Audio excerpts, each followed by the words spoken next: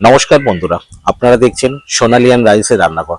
বর্তমান পরিস্থিতি মাথায় রেখে আজকে গ্যাসে না, ইন্ডাকশনে আপনাদের বানিয়ে দেখাবো একটি খুব জনপ্রিয় রেসিপি। যতটা সুস্বাদু, বানাতে ততটাই সোজা। ভিডিওটা পুরো দেখার জন্য অনুরোধ রইল। যদি পারেন এই রেসিপিটা একবার ট্রাই করে দেখতে পারেন। বাড়ির যে কোনো ছোটোখাটো অনুষ্ঠানে এই রেসিপিটা আপনারা ট্রাই করতে পারেন। ছোট থেকে বড় সবারই খুব পছন্দ। সম্পূর্ণ ঘরোয়া উপকরণ দিয়েই খুব কম সময়ের মধ্যে চটজলদি এই রেসিপিটা আপনি বানাতে পারবেন। বেশি কথা না বলে চলুন রেসিপিতে যাওয়া যাক। আজকে আপনাদের বানিয়ে দেখাবো নবাবী সিমাই। নবাবী সিমাইয়ের জন্য আমরা প্রথমেই নিয়ে নিয়েছি একদম লম্বা সিমাই। এটা রোস্টেড আছে। এটাকে আমরা প্রথমে ভালো করে হাত দিয়ে ভেঙে নেব। একদম সুন্দর করে এটাকে ভেঙে নেব।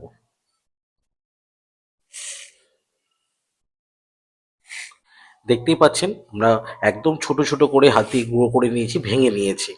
এবার এটা কোয়ান্টিটিটা অনেকটা কমে গেছে। এইভাবেই রোস্টেড সিমাইটাকে আপনারা হাত দিয়ে একদম ভেঙে নেবেন। ইন্ডাকশনটা আমরা অন করে দিয়েছি, দিয়ে এর মধ্যে একটা ফ্রাই প্যান বসিয়েছি। ফ্রাই প্যানের মধ্যে দিয়ে দেবো আমরা 100 গ্রাম ঘি। ঘিটা আমরা মেল্ট হওয়া পর্যন্ত অপেক্ষা করব। ঘিটা আমাদের মেল্ট হয়ে গেছে, এর মধ্যে কিছু আমরা ড্রাই ফ্রুট কিছু ভেজে নেব। যেমন আছে কাজু বাদাম, আলমন্ডস আর কিশমিশ। এটাকে একদম ইন্ডাকশনে লো ফ্লেমে একদম সুন্দর করে ভাজতে হবে। 2 থেকে 3 মিনিট, প্রয়োজনে 4 মিনিটও ভাজতে পারেন। একদম সুন্দর করে ভাজবেন। দেখতেই পাচ্ছেন নাটসগুলো আমাদের ভাজা হয়ে গেছে। যখনই দেখবেন হালকা একটু ব্রাউন ভাব চলে আসবে, তখনই নাটসগুলোকে আপনারা তুলে নেব।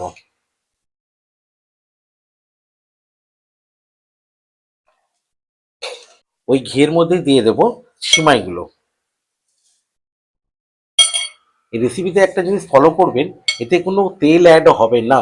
এটা সম্পূর্ণ ঘি দিয়েই এই রেসিপিটা বানাতে হবে।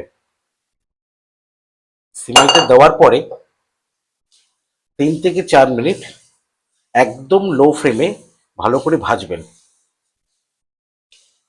3-4 মিনিট ভাজার পরে দেখবেন আস্তে আস্তে সিমাইয়ের কালারটাও একটু চেঞ্জ হচ্ছে।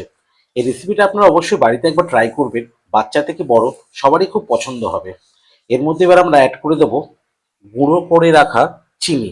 এটা আমরা 100 গ্রাম চিনি নিয়েছি, এটা আমরা অ্যাড করে দেবো। প্রয়োজনে আপনারা গোটা চিনি দিতে পারেন, তবে গুঁড়ো চিনি দিলে এটা তাড়াতাড়ি এর মধ্যে মিশে যাবে।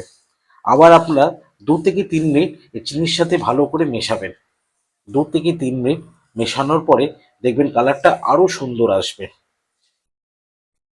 2 থেকে 3 মিনিট ভাজার পর দেখবেন আরো সিমার কালারটা আরো ডার্ক হয়ে যাচ্ছে, বা চিনিটাও খুব সুন্দরভাবে দেখতে পাচ্ছেন মিশে গেছে। এটা আমাদের কমপ্লিট হয়ে গেছে। এটা এবার আমরা তুলে নেব। যখন চিনি দিয়ে সিমাইটাকে ভাজবেন, তখন সবসময় একটা জিনিস মাথায় রাখবেন, গ্যাসের ফ্লেম বা আপনি ইন্ডাকশনে বানান, ফ্লেমটাকে একদম স্লো থেকে মিডিয়াম, মিডিয়াম থেকে স্লো করে এটা কিন্তু ভাজবেন। একটু যদি ফ্লেমটা হাই হয়ে যায় তাহলে এটা কিন্তু পুড়ে যাবে। সেটা একদম আপনার লক্ষ্য রাখবেন। এবার একটি পাত্রের মধ্যে 1 লিটার দুধ নেব। দুধটা একদম হাই ফ্লেমে এটাকে ফোটাতে হবে।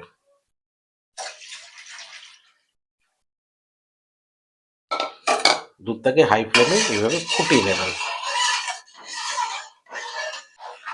দুধটা দেখবেন যখন ফুটে যাবে, এটা কিন্তু আপনাদের কন্টিনিউ নাড়াতে হবে, যাতে নিচে না মানে পুড়ে যায় বা ধরে যায় অনেক সময়। এটা আপনাকে কন্টিনিউ নাড়াবে। আর একটা জিনিস লক্ষ্য করেছেন, এই দুধের মধ্যে কিন্তু আমরা কোনো জল অ্যাড করিনি। আপনারা কোনো জল অ্যাড করবেন না।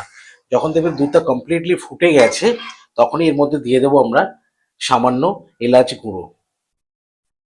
দিয়ে আবারও ভালো করে নাড়াচাড়া করব।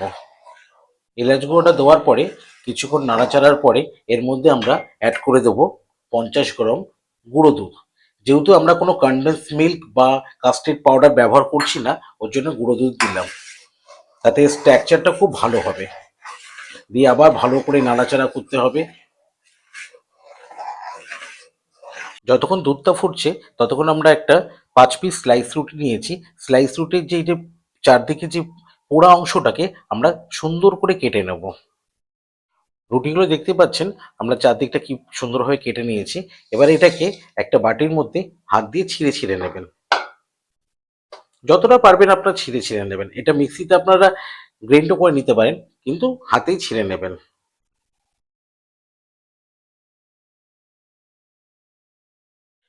দেখতেই পাচ্ছেন আগের থেকে দুধের স্ট্রাকচারটা আস্তে আস্তে পাল্টে যাচ্ছে, আরো ঘন হয়ে যাচ্ছে, ক্রিমি ভাব হয়ে যাচ্ছে।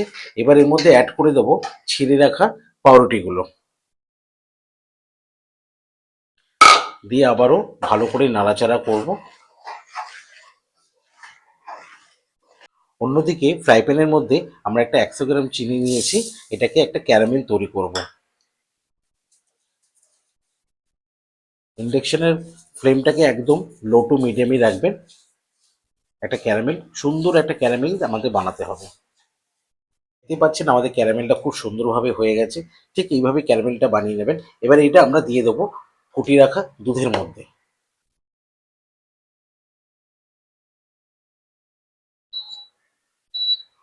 দিয়ে আবারও সুন্দর করে নাড়াচাড়া করব। চিনির ক্যারামেলটা দেওয়ার পরে দেখতেই পাচ্ছেন দুধের কালারটা সম্পূর্ণ চেঞ্জ হয়ে গেছে, কি সুন্দর কালার চলে এসছে। এরকম ক্যারামেলটা দেওয়ার পরে আরও আপনি 2 থেকে 3 মিনিট এরকম ভালো করে নাড়াবেন। দুধটা ফুটবে, ভালো করে নাড়াবেন। দেখতেই পাচ্ছেন আমাদের দুধটা সম্পূর্ণ কমপ্লিট হয়ে গেছে, কালারও কত সুন্দর, একটা সুন্দর ব্রাউন কালার চলে এসছে। এটাকে এবার আমরা তুলে নেব। নবাবী সিমাইয়ের জন্য আমাদের সবকিছু রেডি হয়ে গেছে। সিমাইটাও ভালো করে আমরা ভেজে নিয়েছি, দুধটাও ভালো করে ক্ষীর বানানো হয়ে গেছে। এদিকে বাদাম, কাজু, কিশমিশগুলো আমরা ভেজে নিয়েছি। এটাকে আমাদেরকে ভালো করে সেট করতে হবে। এবার সিমাইগুলো একটা বোলের মধ্যে ভালো করে সাজিয়ে নেব। চারদিকটা পুরো ভালো করে এরকম সাজিয়ে নেবেন, চারদিকটা চারদিকটা। এবারে গ্লাস দিয়ে সিমাইটাকে চারদিকটা ভালো করে সেট করে দেবো।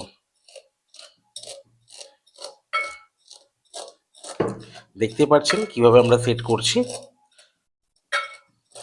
দেখতে পাচ্ছেন চারদিকটা ভালো করে সেট হয়ে গেছে। যতটা পারবেন ভালো করে চারদিক থেকে সেট করে দেবেন।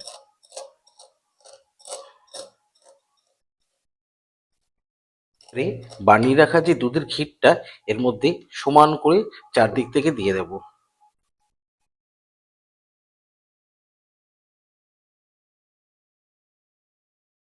এটা আপনি ফ্রিজে রেখেও এটা আপনি দীর্ঘদিন ধরে খেতে পারবেন। ফ্রিজে রাখার পরে এর টেস্টটা কিন্তু আরো আলাদা হয়ে যাবে। ফার্স্ট কোট আমাদের দেওয়া কমপ্লিট হয়ে গেছে। এবার ফের সিমাইগুলো এর উপরে দিয়ে দেব।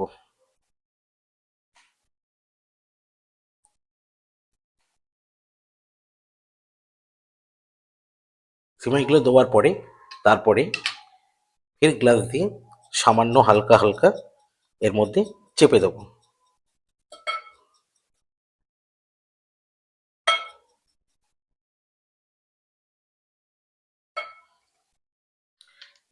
ফের আমরা এটাকে সেকেন্ড কোট করব।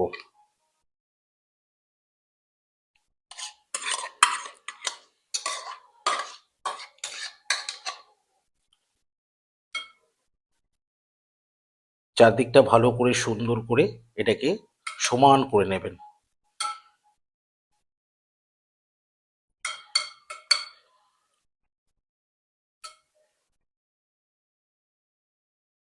লাস্ট যেটুকু সময় আছে ওটাকে এর মধ্যে ফের আমরা আরেকটা কোট করে নেব।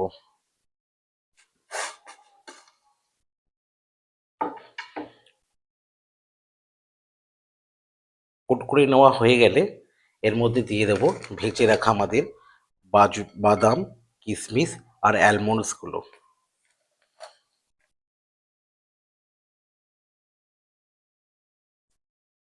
দেখতেই পাচ্ছেন কত সুন্দর নবাবী সিমাই আমাদের রেডি হয়ে গেছে।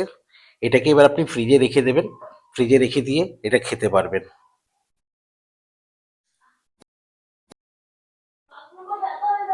এই রেসিপিটা আপনাদের কেমন লাগলো অতি অবশ্যই কমেন্ট করে জানাবেন। আর যদি হাতে একটু সময় থাকে চ্যানেলটাকে লাইক, শেয়ার, সাবস্ক্রাইব করে দেবেন। সুস্থ থাকবেন, ভালো থাকবেন।